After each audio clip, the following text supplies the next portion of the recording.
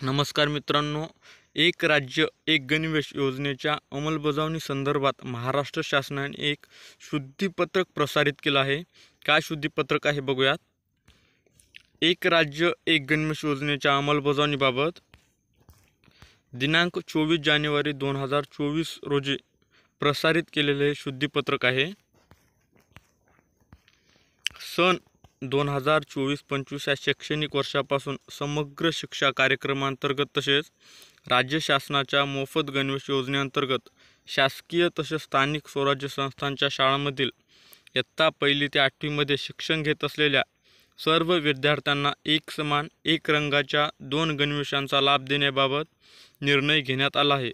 सदस्य शासन निर्णयामधील अनुक्रम क्रमांक 2 मध्ये पुढील प्रमाणे 2 समाविष्ट करण्यात येत आहे. हे समाविष्ट करण्यात येणार असलेल्या बाबी पुढील प्रमाणे आहेत.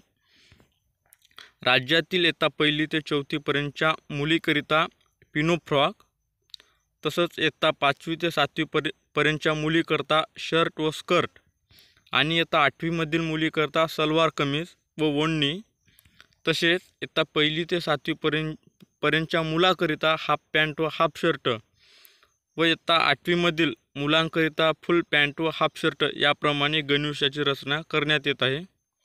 धन्यवाद.